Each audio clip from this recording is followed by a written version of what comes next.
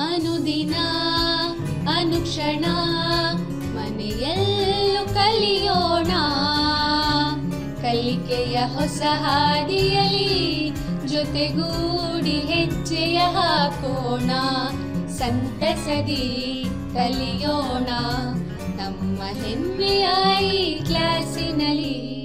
Yes sir. Yes teacher. Present ma'am.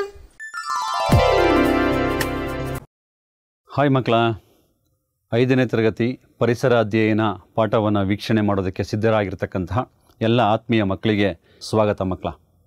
ಮಕ್ಕಳ, ನೀವು ಪರಿಸರ ಅಧ್ಯಯನದಲ್ಲಿ ಇದುವರೆಗೂ ಅನೇಕ ವಿಚಾರಗಳನ್ನು ತಿಳ್ಕೊಂಡಿದ್ದೀರಾ.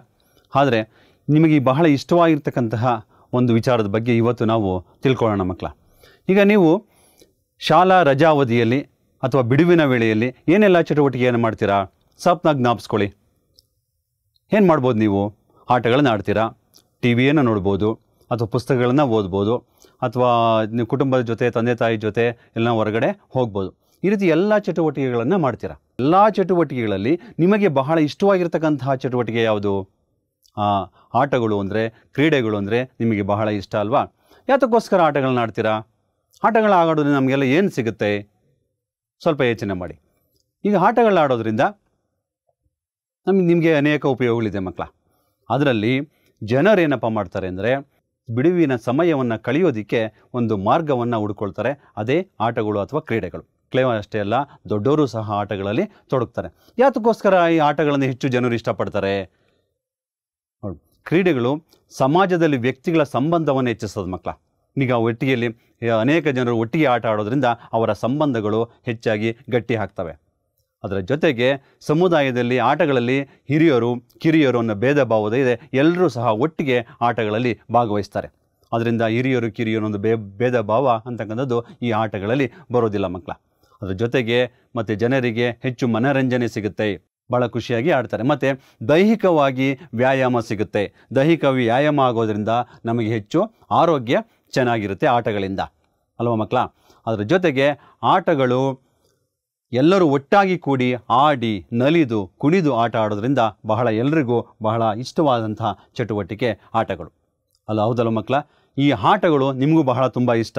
ನೀವು ಬಿಡುವಿನ ವೇಳೆಯಲ್ಲಿ ಅನೇಕ ಆಟಗಳನ್ನು ನಿಮ್ಮ ಗೆಳೆಯರ ಜೊತೆ ಶಾಲೆಯಲ್ಲಿ ಅಥವಾ ನಿಮ್ಮ ಮನೆ ಹತ್ರ ಆಟಗಳನ್ನು ಆಡಿರ್ತೀರ. ಇಂದು ಈ ಆಟಗಳ ಬಗ್ಗೆ ಇನ್ನೂ ಹೆಚ್ಚಿನ ವಿಚಾರಗಳನ್ನು ನಾವು ತಿಳ್ಕೊಳ್ಳೋಣ. ಹಾಗಾದರೆ ಆಟದ ಪಾಠದಲ್ಲಿ ನೀವು ಏನೆಲ್ಲ ವಿಚಾರಗಳನ್ನು ಇವತ್ತು ನೀವು ಕಲ್ತ್ಕೋತೀರಾ ಅಂತ ನೋಡೋದಾದರೆ, ಮೊದಲನೇದಾಗಿ ನೀವು ಕ್ರೀಡೆಗಳ ಪ್ರಾಮುಖ್ಯತೆಯನ್ನು ಅರ್ಥಕೋತೀರ ಮಕ್ಕಳ. ಅಂದರೆ ಕ್ರೀಡೆ ಅಂದ್ರೇನು, ಕ್ರೀಡೆ ಬಗ್ಗೆ ಎಷ್ಟು ಉಪಯೋಗಗಳಿವೆ ಅದರ ಬಗ್ಗೆ ಎಲ್ಲ ತಿಳ್ಕೊತೀರ. ಅದರ ಜೊತೆಗೆ ಮತ್ತು ವ್ಯಾಯಾಮಗಳ ಪ್ರಾಮುಖ್ಯತೆಯನ್ನು ಅರ್ಥಕೋತೀರ. ವ್ಯಾಯಾಮ ಯಾತಕ್ಕೆ ಬೇಕು, ವ್ಯಾಯಾಮದಿಂದ ನಮ್ಗೆ ಏನೆಲ್ಲ ಅನುಕೂಲ ಆಗುತ್ತೆ ಅದ್ರ ಬಗ್ಗೆ ಸಹ ಹೆಚ್ಚಿನ ವಿಚಾರಗಳನ್ನು ನೀವು ಇವತ್ತು ತಿಳ್ಕೊತೀರ. ಅದರ ಜೊತೆಗೆ ಕೊನೆಯದಾಗಿ ಆಟಗಳಲ್ಲಿ ಮತ್ತೊಂದು ವಿಧ ಇದೆ ಮಕ್ಕಳೇ, ಸಾಹಸ ಕ್ರೀಡೆಗಳು. ರೋಮಾಂಚನ ಆಗ್ತಕ್ಕಂತಹ ಒಂದು ಸಾಹಸ ಕ್ರೀಡೆಗಳಿದ್ದೇವೆ ಮಕ್ಕಳ. ಅದ್ರ ಬಗ್ಗೆಯೂ ಹೆಚ್ಚಿನ ವಿಚಾರಗಳನ್ನು ನೀವು ಇವತ್ತು ತಿಳ್ಕೊತೀರ. ಇಷ್ಟು ವಿಚಾರಗಳನ್ನು ಇವತ್ತು ನಾವು ಕಲ್ತ್ಕೊಳ್ಳೋಣ ಮಕ್ಕಳ. ಎಲ್ಲರೂ ಸಿದ್ಧರಾಗಿದ್ದೀರಾ? ನೋಡೋಣ. ಹಾಗಾದರೆ ಈಗ ಬಿಡುವಿನ ವೇಳೆಯಲ್ಲಿ ರಜಾ ಅವಧಿಯಲ್ಲಿ ನೀನು ಹೇಗೆಲ್ಲ ಕಾಲ ಕಳಿತೀಯಾ? ಸ್ವಲ್ಪ ಯೋಚನೆ ಮಾಡಿ. ಯೋಚನೆ ಮಾಡಿದ್ರಲ್ಲ, ಈಗ ಬಿಡುವಿನ ವೇಳೆಯಲ್ಲಿ ನೀವು ಏನೇನು ಮಾಡ್ತೀರಾ ಅನ್ನೋದನ್ನು ನೀವು ಬರೀಬೇಕು ಮಕ್ಕಳ. ಎಲ್ಲಿ ಬರೀಬೇಕು? ನಿಮ್ಮ ಪಠ್ಯಪುಸ್ತಕದ ಪುಟ ಸಂಖ್ಯೆ 52ರಲ್ಲಿ ಒಂದು ಖಾಲಿ ಜಾಗ ಕೊಡಲಾಗಿದೆ ಮಕ್ಕಳ ನಿಮಗೋಸ್ಕರ. ನೀವು ಬಿಡುವಿನ ವೇಳೆಯಲ್ಲಿ ರಜಾ ಅವಧಿಯಲ್ಲಿ ಏನೆಲ್ಲ ಚಟುವಟಿಕೆಗಳನ್ನು ಮಾಡ್ತೀರಾ ಅಂತ ಆ ಒಂದು ಖಾಲಿ ಜಾಗದಲ್ಲಿ ಬರೆದು ನಿಮ್ಮ ಶಿಕ್ಷಕರಿಗೆ ತೋರಿಸ್ಬೇಕು. ನೀವೇನು ಮಾಡ್ತೀರಾ ಅದನ್ನು ಬರೆದು ನಿಮ್ಗೆ ತೋರಿಸ್ಬೇಕಾಗುತ್ತೆ ಮಕ್ಕಳ. ತೋರಿಸ್ತೀರಲ್ವಾ? ಚಟುವಟಿಕೆ ಬರೆಯೋದು ಅಂದರೆ ನಿಮ್ಗೆ ಬಹಳ ಇಷ್ಟ ಮಕ್ಕಳ. ಇದರ ಹಿಂದೆ ಅನೇಕ ಚಟುವಟಿಕೆಗಳನ್ನು ನೀವು ಮಾಡಿದ್ದೀರಾ. ಈ ಚಟುವಟಿಕೆಯನ್ನು ಬರೆದು ನಿಮ್ಮ ಶಿಕ್ಷಕರಿಗೆ ತೋರಿಸ್ಬೇಕು. ಈಗ ಆಟಗಳು ಅಂದರೆ ನಿಮಗೆ ಖುಷಿ. ಶಾಲೆಯಲ್ಲೂ ಸಹ ಮನೆಯಲ್ಲೂ ಸಹ ಆಟಗಳಾಡೋದೊಂದಿಗೆ ನೀವು ಬಹಳ ಖುಷಿಯಾಗಿ ನಗ್ನಗ್ತಾ ಗೆಳೆಯರೊಂದಿಗೆ ಸ್ನೇಹಿತರೊಂದಿಗೆ ನೀವು ಆಟಗಳನ್ನು ಆಡ್ತೀರಾ. ಖುಷಿ ಸಿಗುತ್ತೆ ಅಲ್ವಾ ಮಕ್ಕಳ ಆಟ ಆಡೋದ್ರಲ್ಲಿ? ಹೌದು, ಖುಷಿ ಸಿಗುತ್ತೆ. ಹಾಗಾದರೆ ನಿಮಗೆ ಈ ಆಟಗಳ ಖುಷಿ ಒಂದೇನ ಸಿಗೋದು? ಅದು ಇನ್ನೇನು ಸಿಗಲ್ವಾ? ಇನ್ನೂ ಅನೇಕ ಅನುಕೂಲಗಳಿವೆ ಆಟ ಆಡೋದ್ರಿಂದ, ಅದು ನಿಮಗೆ ಗೊತ್ತಿದೆ, ಹೌದಲ್ವ ಮಕ್ಕಳ? ಈಗ ಖುಷಿ ಒಂದು ಬಿಟ್ಟು ಆಟದಲ್ಲಿ ಇನ್ನೆಲ್ಲ ಅನುಕೂಲಗಳಿದೆ ಅನ್ನೋದನ್ನು ನಿಮ್ಮ ಪಠ್ಯಪುಸ್ತಕದ ಪುಟ ಸಂಖ್ಯೆ 53ರಲ್ಲಿ ಕೆಲವೊಂದು ಪಟ್ಟಿಯನ್ನು ಕೊಡಲಾಗಿದೆ. ಇಲ್ಲಿ ಅನೇಕ ವಿಚಾರಗಳನ್ನು ಕೊಟ್ಟಿದ್ದಾರೆ. ಆ ಎಲ್ಲ ವಿಚಾರಗಳನ್ನು ನೀವು ನಿಧಾನವಾಗಿ ಗಮನಿಟ್ಟು ಓದಿ ಅದರಲ್ಲಿ ಆಟಗಳಿಂದ ಏನೇನು ಪ್ರಯೋಜನ ಆಗುತ್ತೆ ಅನ್ನೋದನ್ನು ಆರಿಸಿ ಬರೀಬೇಕು. ಈಗ ಯಾವ ವಿಚಾರಗಳು ಇದೆ ಅಂತ ನೋಡೋಣ ಮಕ್ಕಳ. ಇವಾಗ ನೋಡಿ, ಇಲ್ಲಿ ಕೆಲವು ವಿಷಯಗಳನ್ನು ಕೊಡಲಾಗಿದೆ, ಅವುಗಳನ್ನು ಗಮನ ಇಟ್ಟು ನೀವು ಓದಬೇಕು. ಏನು ಕೊಟ್ಟಿದ್ದಾರೆ? ಸಂತೋಷ, ಆಟದಲ್ಲಿ ಸಂತೋಷ ಸಿಗುತ್ತಾ ಇಲ್ವಾ ಅದನ್ನು ಆರಿಸಿ ಬರೀಬೇಕು. ಬರೆಯುವ ಕೌಶಲ, ಬುದ್ಧಿಶಕ್ತಿ ಬೆಳವಣಿಗೆ, ಸಹಕಾರ, ಮನೋರಂಜನೆ, ಸ್ಪರ್ಧಾ ಮನೋಭಾವ, ಸೋಲು ಗೆಲುವು ಸಮಾನವಾಗಿ ಸ್ವೀಕರಿಸುವ ಮನೋಭಾವ, ಹಸಿವು ನಿವಾರಣೆ, ಪರಿಸರ ಸಂರಕ್ಷಣೆ, ದೈಹಿಕ ಕಸರತ್ತು, ಸ್ನೇಹ, ಜ್ಞಾನ. ನೋಡಿ, ಇಷ್ಟು ಅಂಶಗಳನ್ನು ಕೊಟ್ಟಿದ್ದಾರೆ ಮಕ್ಕಳ. ಈ ಎಷ್ಟು ಅಂಶಗಳನ್ನು ನೀವು ಗಮನವಿಟ್ಟು ಓದಿ, ಇವುಗಳಲ್ಲಿ ಆಟಗಳಿಂದ ಆಗ್ತಕ್ಕಂಥ ಪ್ರಯೋಜನಗಳು ಯಾವ್ಯಾವು, ಇದರಿಂದ ಆಟಗಳಿಂದ ನಮ್ಗೆ ಸಿಗ್ತಕ್ಕಂಥ ಪ್ರಯೋಜನಗಳು ಯಾವ್ಯಾವು, ಅವುಗಳನ್ನು ಆರಿಸಿ ನೀವು ನಿಮ್ಮ ಪಠ್ಯ ಪುಸ್ತಕದ ಪುಟ ಸಂಖ್ಯೆ 53ರಲ್ಲಿ ಬರೀಬೇಕು ಮಕ್ಕಳ. ಒಂದು ಉದಾಹರಣೆ ನೋಡೋಣ.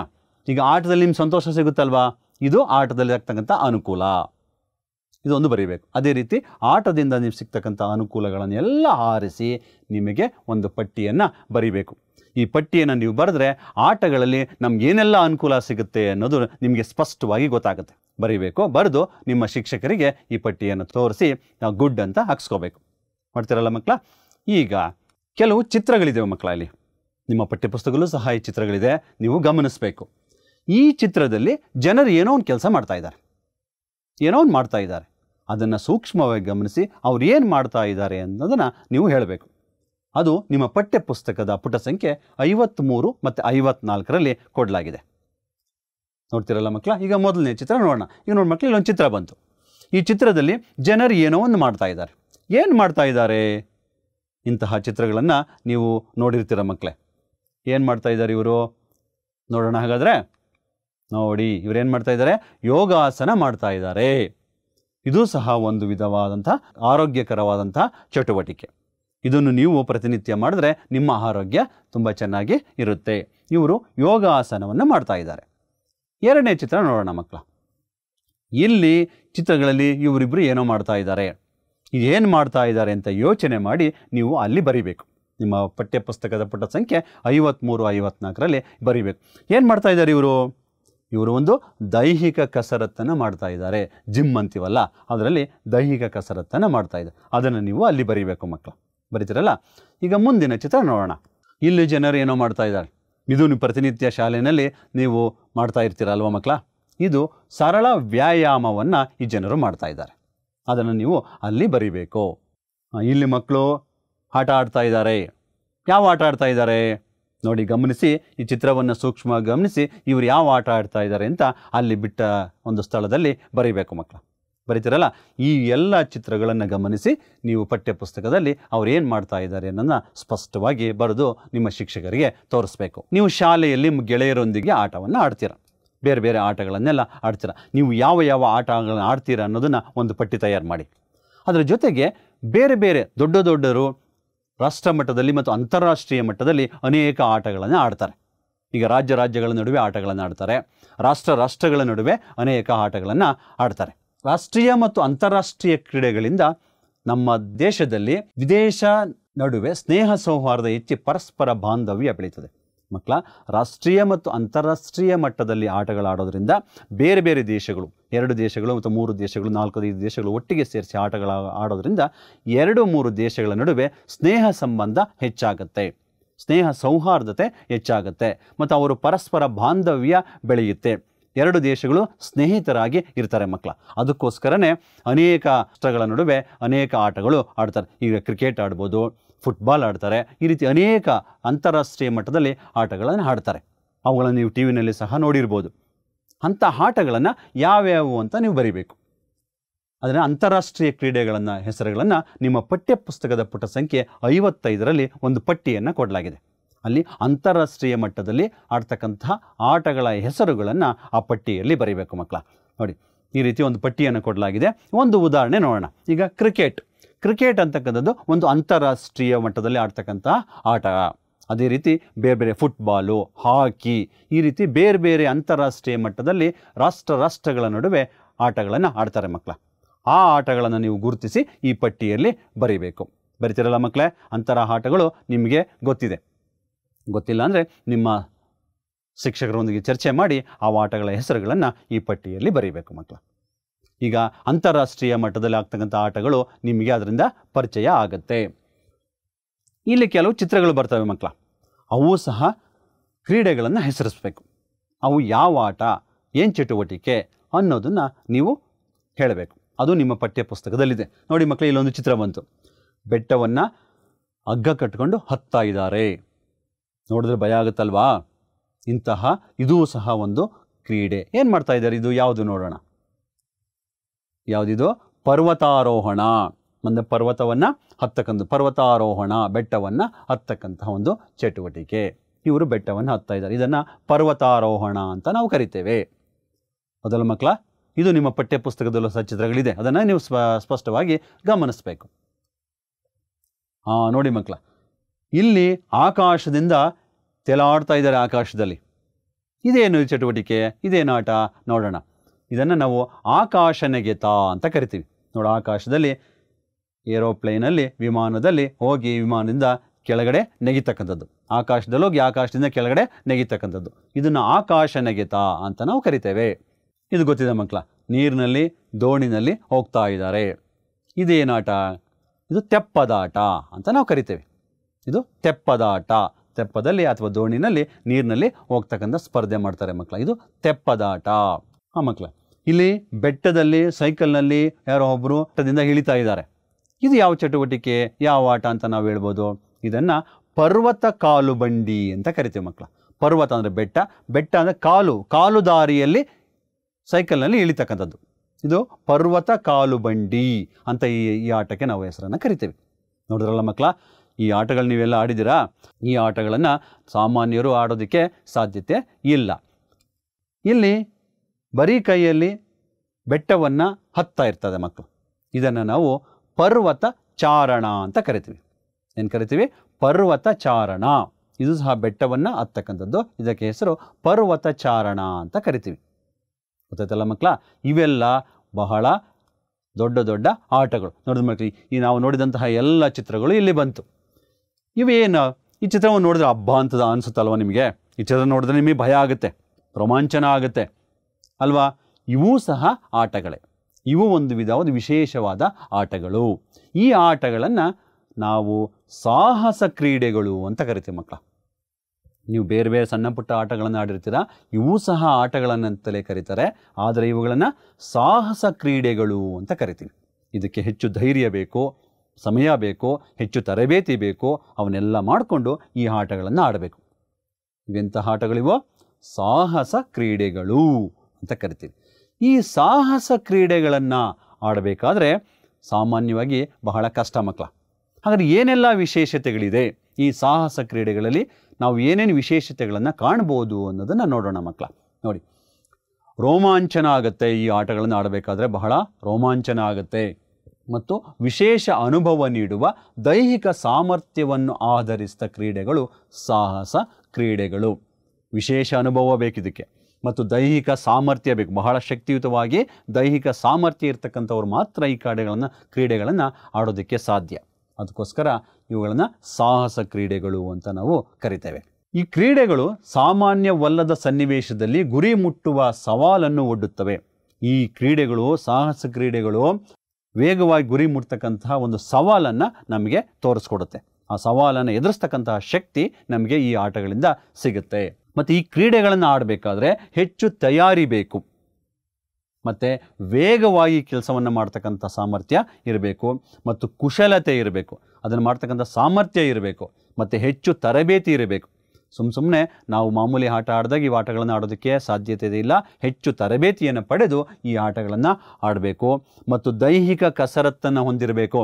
ದೈಹಿಕವಾಗಿ ಶಕ್ತಿ ಇರಬೇಕು, ಸಾಮರ್ಥ್ಯ ಇರಬೇಕು. ಅಂಥವರು ಮಾತ್ರ ಈ ಸಾಹಸ ಕ್ರೀಡೆಗಳನ್ನು ಆಡೋದಕ್ಕೆ ಸಾಧ್ಯ. ಅದಕ್ಕೆ ಹೆಚ್ಚಿನ ತರಬೇತಿ ಬೇಕಾಗುತ್ತೆ ಮಕ್ಕಳ. ಈ ಕ್ರೀಡೆಗಳು ಕ್ರೀಡಾಪಟುವಿಗೆ ಹೊಸ ಹೊಸ ಸವಾಲನ್ನು ಒಡ್ಡುತ್ತವೆ.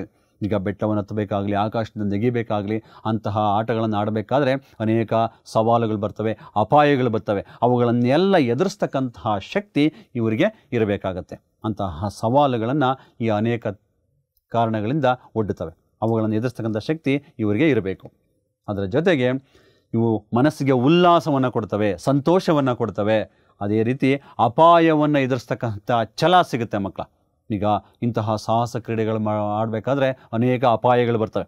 ಆ ಅಪಾಯಗಳನ್ನು ಎದುರಿಸ್ತಕ್ಕಂತಹ ಶಕ್ತಿ ಈ ಕ್ರೀಡಾಪಟುಗಳಿಗೆ ಇದರಿಂದ ಸಿಗುತ್ತೆ. ಮತ್ತು ಮಾನಸಿಕ ಸ್ಥೈರ್ಯ ಸಿಗುತ್ತೆ, ಮಾನಸಿಕವಾಗಿ ಸದೃಢರಾಗ್ತಾರೆ, ಮಾನಸಿಕವಾಗಿ ಗಟ್ಟಿ ಆಗ್ತಾರೆ ಇಂತಹ ಕ್ರೀಡಾಪಟುಗಳು. ಮತ್ತು ದೈಹಿಕ ಕಸರತ್ತು ಸಿಗುತ್ತೆ, ದೈಹಿಕವಾಗಿ ವ್ಯಾಯಾಮ ಆಗುತ್ತೆ. ಮತ್ತು ಅದ್ರ ಜೊತೆಗೆ ಇದು ಈ ಸಾಹಸ ಕ್ರೀಡೆಗಳನ್ನು ಮುಗಿಸಿದ ನಂತರ ಅವರಿಗೆ ಮನೋರಂಜನೆ, ಉಲ್ಲಾಸ, ಸಂತೋಷ ಎಲ್ಲ ಸಹ ಈ ಕ್ರೀಡೆಗಳಲ್ಲಿ ಸಿಗುತ್ತೆ. ಇವು ಸಾಹಸ ಕ್ರೀಡೆಯ ವಿಶೇಷತೆಗಳು. ಹಾಗಾದರೆ ಸಾಹಸ ಕ್ರೀಡೆಗಳನ್ನು ಸಾಮಾನ್ಯ ಜನರು ಆಡೋದಕ್ಕೆ ಸಾಧ್ಯನಾ? ಅದಕ್ಕೇನೆಲ್ಲ ಎಚ್ಚರಿಕೆಗಳು ಬೇಕು, ಏನೆಲ್ಲ ತಯಾರಿಗಳು ಬೇಕು ಅನ್ನೋದನ್ನು ನೋಡೋಣ. ನಾನು ಮೊದಲೇ ಹೇಳಿದಾಗೆ ಈ ಸಾಹಸ ಕ್ರೀಡೆಗಳನ್ನು ಆಡಬೇಕಾದ್ರೆ ಎಚ್ಚರಿಕೆ ಇರಬೇಕು, ತರಬೇತಿ ಇರಬೇಕು. ಸಾಮಾನ್ಯವಾಗಿ ಆಡೋದಕ್ಕೆ ಸಾಧ್ಯತೆ ಇಲ್ಲ. ಏನೆಲ್ಲ ಎಚ್ಚರಿಕೆಗಳನ್ನು ವಹಿಸಿ ನಾವು ಈ ಕ್ರೀಡೆಗಳನ್ನು ಆಡಬೇಕು ಅನ್ನೋದನ್ನು ನೋಡೋಣ ಮಕ್ಕಳ. ಇವಾಗ ಇವು ಅಪಾಯಕಾರಿ ಕ್ರೀಡೆಗಳು, ಬಹಳ ಅಪಾಯಕಾರಿ ಕ್ರೀಡೆಗಳು. ಚಿತ್ರಗಳು ನೋಡಿದ್ರೆ ನೀವು ಆಗಲೇ ಬೆಟ್ಟವನ್ನು ಹತ್ತಕ್ಕಂಥದ್ದು, ಆಕಾಶದಿಂದ ನೆಗಿತಕ್ಕಂಥದ್ದು, ನದಿಯಲ್ಲಿ ದೋಣಿಯಲ್ಲಿ ಹೋಗ್ತಕ್ಕಂಥದ್ದು, ಇವೆಲ್ಲ ಬಹಳ ಅಪಾಯಕಾರಿ ಆಟಗಳಾಗಿದ್ದರಿಂದ ಬಹಳ ಎಚ್ಚರಿಕೆ ಇರಬೇಕು. ಮತ್ತು ಇವಕ್ಕೆ ಸರಿಯಾದ ತರಬೇತಿ ಮತ್ತು ಮಾರ್ಗದರ್ಶನವಿಲ್ಲದೆ ಈ ಕ್ರೀಡೆಯಲ್ಲಿ ಭಾಗವಹಿಸಬಾರದು. ನೋಡಿ, ಸರಿಯಾದ ತರಬೇತಿ ಮತ್ತು ಮಾರ್ಗದರ್ಶನ ಇರಬೇಕು. ಚೆನ್ನಾಗಿ ತರಬೇತಿ ಪಡ್ಕೊಂಡಿರಬೇಕು ಈ ಆಟಗಳನ್ನ ಆಡಬೇಕಾದ್ರೆ. ಮತ್ತು ಚೆನ್ನಾಗಿ ತರಬೇತಿ ಪಡೆದಂತಹ ಮಾರ್ಗದರ್ಶನ ಪಡೆದು ಅವರು ಹೇಳಿದಾಗೆ ಕೇಳಿಕೊಂಡು ಈ ಆಟಗಳಲ್ಲಿ ನಾವು ಭಾಗವಹಿಸಬೇಕು. ಇಲ್ಲಾಂದರೆ ನಮಗೆ ಅಪಾಯ ಕಟ್ಟಿಟ್ಟ ಬುತ್ತಿ ಆಗುತ್ತೆ. ಈ ಕ್ರೀಡೆಗಳಲ್ಲಿ ತೊಡಗಿಸಿಕೊಳ್ಳುವ ಮುನ್ನ ಅವುಗಳಿಗೆ ಬೇಕಾದ ವಿಶಿಷ್ಟ ಸಾಧನಗಳನ್ನು ಸಿದ್ಧಪಡಿಸಿಕೊಳ್ಳಬೇಕು.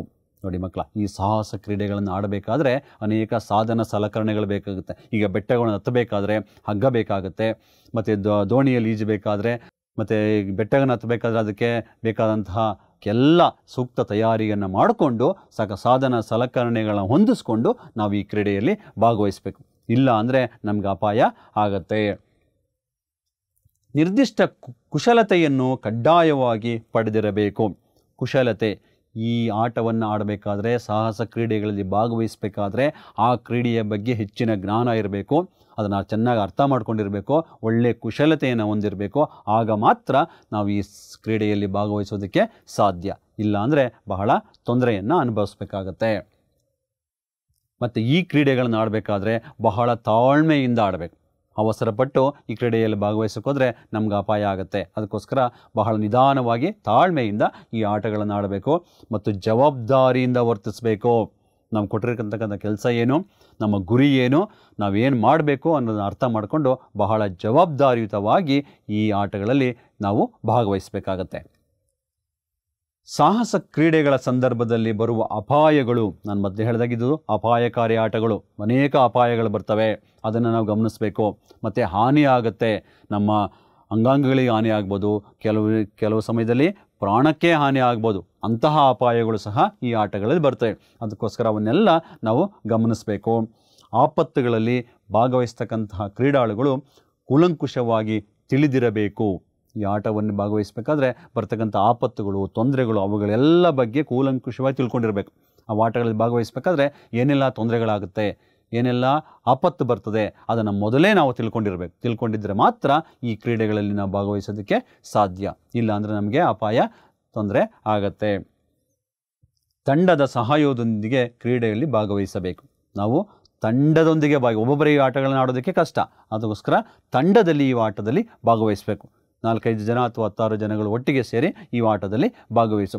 ಏಕೆ ತಂಡದಲ್ಲಿ ಆಡಿದ್ರೆ ಇದು ಅನುಕೂಲ ಅಂದರೆ, ಅಕಸ್ಮಾತ್ ಏನಾದರೂ ಇದರಲ್ಲಿ ತೊಂದರೆ ಆದರೆ ಇನ್ನೊಬ್ಬರು ನಮಗೆ ಸಹಾಯ ಮಾಡೋದಕ್ಕೆ ಅಲ್ಲಿ ಜನರು ಇರ್ತಾರೆ. ಅದಕ್ಕೋಸ್ಕರ ತಂಡದಿಂದ ಈ ಕ್ರೀಡೆಯಲ್ಲಿ ಭಾಗವಹಿಸಬೇಕು. ನೋಡಿ ಮಕ್ಕಳೇ, ಇಷ್ಟೆಲ್ಲ ಎಚ್ಚರಿಕೆಯನ್ನು ವಹಿಸಿ ಈ ಆಟದಲ್ಲಿ ಭಾಗವಹಿಸಿದ್ದೆ ಆದರೆ ಈ ಆಟಗಳು ಬಹಳ ಯಶಸ್ವಿಯಾಗಿ ನಮಗೆ ರೋಮಾಂಚನ ಮತ್ತು ಉಲ್ಲಾಸವನ್ನು ಕೊಡ್ತವೆ.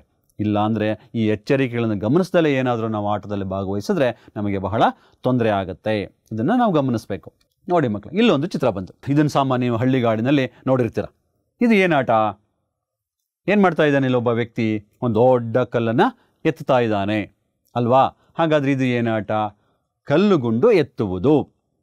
ಸಾಮಾನ್ಯವಾಗಿ ಗ್ರಾಮೀಣ ಪ್ರದೇಶದಲ್ಲಿ ಈ ಆಟಗಳನ್ನು ಆಡ್ತಾರೆ, ನೋಡಿರ್ತೀರ ನೀವು. ಇದು ದೊಡ್ಡ ಕಲ್ಲಿನ ಗುಂಡುಗಳನ್ನು ಎತ್ತಕ್ಕಂಥ ಆಟ. ಇದು ಏನೋ ಒಂದು ವಿಚಿತ್ರವಾದ ಚಿತ್ರವನ್ನು ಕಾಣ್ತಾ ಇದೆ. ಇದು ಸಹ ಒಂದು ಚಟುವಟಿಕೆ. ಇದನ್ನು ನಾವು ಸಿಡಿ ಉತ್ಸವ ಅಂತ ಕರಿತೀವಿ. ಇದನ್ನು ಕೆಲವು ಗ್ರಾಮೀಣ ಪ್ರದೇಶದಲ್ಲಿ ಕೆಲವು ಭಾಗದಲ್ಲಿ ಜಾತ್ರೆಯ ಸಮಯದಲ್ಲಿ ಈ ಉತ್ಸವವನ್ನು ಮಾಡ್ತಾರೆ. ಇದು ಸಿಡಿ ಉತ್ಸವ ಅಂತ ನಾವು ಇದನ್ನು ಕರಿತೇವೆ. ಇದು ಬಹಳ ಸರಳವಾದ ಆಟ. ನೀವು ಸಹ ನಿಮ್ಮ ಶಾಲೆಯಲ್ಲಿ ಈ ಆಟಗಳನ್ನು ನಿಮ್ಮ ತರಗತಿಯಲ್ಲಿ ಗೆಳೆಯರೊಂದಿಗೆ ಆಟವನ್ನು ಆಡಿರ್ಬೋದು. ಆಡಿರ್ತೀರಲ್ವ ಈ ಮಕ್ಕಳ? ಹಾಗಾದರೆ ಇದೇನಾಟ ಇದು? ಏನಿದು? ಹಗ್ಗ ಜಗ್ಗಾಟ. ಹಗ್ಗವನ್ನು ಇಬ್ಬರು, ಆ ಕಡೆ ಒಂದು ತಂಡ, ಎರಡು ತಂಡಗಳು ಹಗ್ಗವನ್ನು ಎಳಿತಕ್ಕಂಥದ್ದು. ಯಾರು ಶಕ್ತಿ ಸಾಮರ್ಥ್ಯ ಇರುತ್ತೋ ಅವರು ಎಳೆದು ತಂಡವನ್ನು ಗೆಲ್ಲಿಸ್ತಾರೆ. ಇದು ಹಗ್ಗ ಜಗ್ಗ ಆಟ. ಇದು ಸಹ ನಿಮ್ಮ ತರಗತಿಯಲ್ಲಿ ನೀವು ಸರಳವಾಗಿ ಆಡ್ಬೋದು ಮಕ್ಕಳ. ಇದು ಸಹ ಗ್ರಾಮೀಣ ಪ್ರದೇಶದಲ್ಲಿ ಆಡ್ತಕ್ಕಂತಹ ಒಂದು ಆಟ ಆಗಿದೆ ಮಕ್ಕಳ, ಹಗ್ಗ ಜಗ್ಗ ಆಟ. ಇದು ಸಹ ನೋಡಿರ್ತೀರ ನೀವು. ಏನಾಟ ಇದು? ಏನಿದು? ಕುಸ್ತಿ. ಕುಸ್ತಿ ಆಟ. ಇದು ಸಹ ಒಂದು ಗ್ರಾಮೀಣ ಪ್ರದೇಶದಲ್ಲಿ ಆಡ್ತಕ್ಕಂಥ ಒಂದು ಪ್ರಸಿದ್ಧವಾದಂಥ ಆಟ ಕುಸ್ತಿ. ಇದು ಸಹ ಒಂದು ಗ್ರಾಮೀಣ ಆಟ. ಇದನ್ನು ನಾವು ಮಲ್ಲಗಂಬ ಅಂತ ಕರಿತೀವಿ. ಏನು ಕರಿತೀವಿ ಮಕ್ಕಳ? ಮಲ್ಲಗಂಬ. ಒಂದು ಕಂಬ ಇರುತ್ತೆ, ಆ ಕಂಬದಲ್ಲಿ ಸಾಹಸವನ್ನು ತೋರಿಸ್ತಕ್ಕಂಥದ್ದು.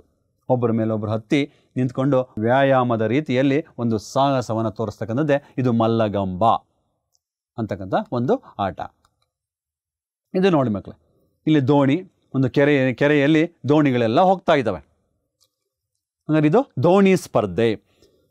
ದೋಣಿಗಳಲ್ಲಿ ಸ್ಪರ್ಧೆಯನ್ನು ಏರ್ಪಡಿಸ್ತಕ್ಕಂಥದ್ದು ದೋಣಿ ಸ್ಪರ್ಧೆ. ಇದು ಒಂದು ಕೆರೆ ಅಥವಾ ಒಂದು ಕೊಳದಲ್ಲಿ ದೋಣಿಗಳನ್ನು ಓಡಿಸ್ತಕ್ಕಂತಹ ಆಟವನ್ನು ಆಡಿಸ್ತಾರೆ. ಇದು ಸಹ ಸಾಮಾನ್ಯವಾಗಿ ಗ್ರಾಮೀಣ ಪ್ರದೇಶದಲ್ಲಿ ಆಡ್ತಕ್ಕಂಥ ಆಟಗಳು ದೋಣಿ ಸ್ಪರ್ಧೆ ಆಟ. ಇದು ನೋಡಿ ಮಕ್ಕಳೇ, ಇವೆಲ್ಲ ಆಟಗಳನ್ನು ನೋಡಿದ್ರಲ್ಲ, ಇವೂ ಸಹ ಒಂದು ವಿಧವಾದ ಆಟಗಳೇ.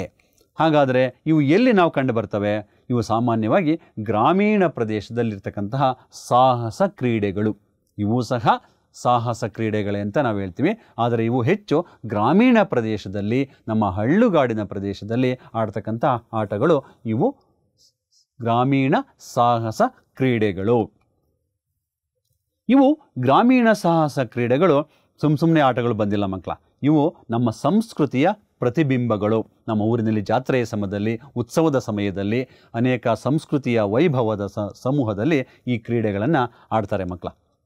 ಇವು ನಮ್ಮ ಸಂಸ್ಕೃತಿಯ ವೈಭವವನ್ನು ಪ್ರತಿಬಿಂಬಿಸ್ತಕ್ಕಂತಹ ಕ್ರೀಡೆಗಳು ಈ ಗ್ರಾಮೀಣ ಸಾಹಸ ಕ್ರೀಡೆಗಳು. ಇವು ಸಹ ಇಂತಹ ಕ್ರೀಡೆಗಳು ನಿಮ್ಮ ಗ್ರಾಮೀಣ ಪ್ರದೇಶದಲ್ಲಿ ಜಾತ್ರೆಯ ಸಮಯದಲ್ಲಿ, ಊರಿನ ಉತ್ಸವದ ಸಮಯದಲ್ಲಿ ಈ ಆಟಗಳನ್ನು ಜನರು ಆಡ್ತಾರೆ, ಸ್ಪರ್ಧೆಗಳನ್ನು ಏರ್ಪಡಿಸ್ತಾರೆ ಮಕ್ಕಳ.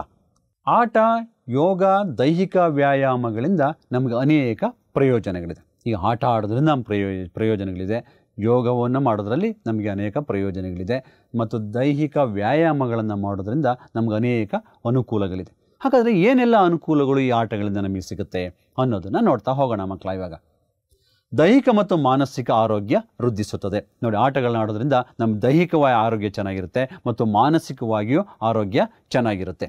ಮತ್ತು ಮಾನಸಿಕವಾಗಿ ನಾವು ಸ್ಥಿರತೆಯನ್ನು ಕಾಪಾಡ್ಕೊಳ್ಬೋದು, ಒಂದು ಸ್ಥಿಮಿತವನ್ನು ಪಡ್ಕೊಳ್ಳೋದಕ್ಕೆ ಇದು ಸಹಾಯ ಮಾಡುತ್ತೆ ಮಕ್ಕಳ ಆಟಗಳು. ಇದರ ಜೊತೆಗೆ ನರ ಮತ್ತು ಸ್ನಾಯುಗಳ ಹೊಂದಾಣಿಕೆ ಉಂಟಾಗಿ ದೇಹ ಬಲಗೊಳ್ಳುತ್ತದೆ. ನಮ್ಮ ದೇಹದಲ್ಲಿರ್ತಕ್ಕಂಥ ನರಗಳು ಮತ್ತು ಸ್ನಾಯುಗಳು, ಮಾಂಸಖಂಡಗಳು ಗಟ್ಟಿಯಾಗಿ ನಮ್ಮ ದೇಹ ಒಂದು ಸದೃಢವಾಗಿರೋದಕ್ಕೆ ಸಹಾಯ ಆಗುತ್ತೆ ಆಟಗಳಿಂದ. ಅದರ ಜೊತೆಗೆ ದೇಹದ ತೂಕವನ್ನು ಸಮತೋಲನದಲ್ಲಿ ಇಡುತ್ತದೆ. ನೋಡಿರ್ಬೋದು ಮಕ್ಕಳ, ಕೆಲವು ದೇಹದ ತೂಕ ಹೆಚ್ಚಿರುತ್ತೆ, ಕೆಲವು ದೇಹದ ತೂಕ ತುಂಬ ಕಡಿಮೆ ಇರುತ್ತೆ. ಅಂಥವರಿಗೆ ಆರೋಗ್ಯದಲ್ಲಿ ಅನೇಕ ಸಮಸ್ಯೆಗಳು ಉಂಟಾಗ್ತಾವೆ ಮಕ್ಕಳ. ಆದರೆ ಈಗ ಈ ಆಟಗಳು, ಯೋಗಗಳು ಮತ್ತು ದೈಹಿಕ ವ್ಯಾಯಾಮ ಮಾಡೋದ್ರಿಂದ ನಮ್ಮ ದೇಹದ ತೂಕ ನಮ್ಮ ವಯಸ್ಸಿಗೆ ಅನುಗುಣವಾಗಿ ಸಮತೋಲನವಾಗಿ ಸ್ಥಿರವಾಗಿ ಇರುತ್ತೆ. ಅದಕ್ಕೋಸ್ಕರ ನಾವು ಆಟಗಳಲ್ಲಿ ಹೆಚ್ಚು ಹೆಚ್ಚು ಭಾಗವಹಿಸಬೇಕು. ಮತ್ತು ಒಳ್ಳೆಯ ದೈಹಿಕ ಆಕಾರವನ್ನು ಪಡೆಯಬಹುದು. ನಮ್ಮ ಆಟಗಳಾಡೋದ್ರಿಂದ ನಮ್ಮ ಆಕಾರ ಒಂದು ನಿರ್ದಿಷ್ಟವಾಗಿ ಸದೃಢವಾಗಿರುತ್ತೆ, ಒಂದೇ ಸಮನಾಗಿ ಸಮತೋಲನವಾಗಿ ಇರುತ್ತೆ. ಮತ್ತು ಆತ್ಮವಿಶ್ವಾಸ ಹೆಚ್ಚುತ್ತದೆ. ನಮಗೆ ಆಟ ಆಡೋದ್ರಿಂದ ಆತ್ಮವಿಶ್ವಾಸ ಹೆಚ್ಚುತ್ತೆ. ಆಟದಲ್ಲಿ ಗೆಲ್ಲಬೇಕು, ಭಾಗವಹಿಸಬೇಕು ಅಂತಕ್ಕಂಥ ಮನಸ್ಸು ಬರೋದ್ರಿಂದ ನಮಗೆ ಆತ್ಮವಿಶ್ವಾಸ ಹೆಚ್ಚಾಗುತ್ತೆ ಮನಸ್ಸಿನಲ್ಲಿ. ಮತ್ತು ಬಹಳ ಮುಖ್ಯವಾಗಿ ಬಿಡುವಿನ ಸದುಪಯೋಗ ಆಗುತ್ತೆ. ಈಗ ನಮ್ಮ ರಜಾ ಅವಧಿಯಲ್ಲಿ, ಬಿಡುವಿನ ವೇಳೆಯಲ್ಲಿ ಅನೇಕ ಬೇರೆ ಬೇರೆ ಕೆಲಸಗಳನ್ನು ಮಾಡೋದ್ರಿಂದ ಸುಮ್ಮನೆ ಮನೆಯಲ್ಲಿ ಕೂತಿರೋದ್ರ ಬದಲಾಗಿ ಈ ಆಟಗಳಲ್ಲಿ ಭಾಗವಹಿಸೋದ್ರಿಂದ ಆ ಬಿಡುವಿನ ಸದುಪಯೋಗ ಆಗುತ್ತೆ. ಅದರಿಂದ ನಮಗೆ ಅನೇಕ ಅನುಕೂಲತೆಗಳು ನಮಗೆ ಸಿಗುತ್ತೆ. ಮತ್ತು ಆಟಗಳಿಂದ ನಮ್ಮ ಮನಸ್ಸಿಗೆ ಮನೋರಂಜನೆ ಸಿಗುತ್ತೆ, ಬಹಳ ಸಂತೋಷ ಆಗುತ್ತೆ ಮತ್ತು ಉಲ್ಲಾಸ ಆಗುತ್ತೆ. ಸದಾ ಲವಲವಿಕೆಯಿಂದ ಇರಬಹುದು. ಆಟ ಆಡೋದ್ರಿಂದ ನಮ್ಮ ಮನಸ್ಸು ಒಂಥರ ಸದಾ ಲವಲವಿಕೆಯಾಗಿ ಸಂತೋಷವಾಗಿ ಇರುತ್ತೆ ಮಕ್ಕಳು. ನೋಡಿ, ಇಷ್ಟೆಲ್ಲ ಆಟ ಆಡೋದ್ರಿಂದ ನಮಗೆ ಇವೆಲ್ಲ ಅನುಕೂಲಗಳು ಇವೆ. ಅದಕ್ಕೋಸ್ಕರನೇ ಶಾಲೆಯಲ್ಲೂ ಸಹ ನೀವು ಯಾವಾಗಲೂ ಮತ್ತು ಆಟಗಳಲ್ಲಿ ನೀವು ಭಾಗವಹಿಸಬೇಕು. ಈಗ ಕೆಲವು ಆಟಗಳಿಗೆ ಸಂಬಂಧಪಟ್ಟಂತೆ ಕೆಲವು ರೋಮಾಂಚನಕಾರಿ ವಿಷಯಗಳಿದೆ ಮಕ್ಕಳ. ಪ್ರಪಂಚದಲ್ಲಿ ಅತ್ಯಂತ ಎತ್ತರವಾದ ಮೌಂಟ್ ಎವರೆಸ್ಟ್ ಶಿಖರವನ್ನು ಮೊದಲು ಏರಿದವರು ಎಡ್ಮಂಡ್ ಹಿಲೇರಿ ಮತ್ತು ತೇನ್ಸಿಂಗ್ ನೋರ್ಗೆ. ನೋಡಿ, ಇಡೀ ನಮ್ಮ ಪ್ರಪಂಚದಲ್ಲೇ ಅತ್ಯಂತ ಎತ್ತರವಾದ ಶಿಖರ ಮೌಂಟ್ ಎವರೆಸ್ಟ್. ಅದು ಇಡೀ ಪ್ರಪಂಚದ ಅತಿ ದೊಡ್ಡ ಶಿಖರ. ಆ ಶಿಖರವನ್ನು ಮೊದಲನೇ ಬಾರಿಗೆ ಹತ್ತಿದಂತಹ ಅವರು ಎಡ್ಮಂಡ್ ಹಿಲೇರಿ ಮತ್ತು ತೇನ್ಸಿಂಗ್ ನೋರ್ವೆ ಅಂತಕ್ಕಂಥವ್ರು. ಇವರಿಬ್ಬರು ಮೊದಲನೇದಾಗಿ ಈ ಶಿಖರವನ್ನು ಏರಿ ಸಾಧನೆಯನ್ನು ಮಾಡ್ತಾರೆ. ಇದು ಕೂಡ ಒಂದು ಸಾಹಸ ಕ್ರೀಡೆ. ಅದೇ ಮೌಂಟ್ ಎವರೆಸ್ಟ್ ಶಿಖರವನ್ನು ಏರಿದ ಮೊದಲ ಭಾರತದ ಮಹಿಳೆ ಬಚೇಂದ್ರಿ ಪಾಲ್ ಅಂತಕ್ಕಂಥವರು ಇದೇ ಮೌಂಟ್ ಎವರೆಸ್ಟನ್ನು ಮೊದಲು ಏರಿದಂತಹ ಭಾರತದ ಒಬ್ಬ ಮಹಿಳೆಯಾಗಿ ಸಹ ಈ ಸಾಹಸ ಕ್ರೀಡೆಯನ್ನು ಮಾಡಿ ಆ ಮೌಂಟ್ ಎವರೆಸ್ಟ್ ಶಿಖರವನ್ನು ಏರ್ತಾರೆ ಮಕ್ಕಳ. ಇದು ಬಹಳ ರೋಮಾಂಚನಕಾರಿಯಾದಂಥ ವಿಷಯ. ಮತ್ತು ಗ್ರಾಮೀಣ ಸಾಹಸ ಕ್ರೀಡೆಗಳು ನಮ್ಮ ಸಂಸ್ಕೃತಿಯ ಪ್ರತಿಬಿಂಬಗಳು. ನಾನು ಹೇಳಿದ್ನಲ್ಲ ಮಕ್ಕಳೇ, ನಮ್ಮ ನಾಡಿನ ಸಂಸ್ಕೃತಿಯನ್ನು ಉಳಿಸಿ ಬೆಳೆಸೋದ್ರಲ್ಲಿ ಈ ಗ್ರಾಮೀಣ ಕ್ರೀಡೆಗಳು ಬಹಳ ಪ್ರಮುಖ ಪಾತ್ರವನ್ನು ವಹಿಸ್ತವೆ.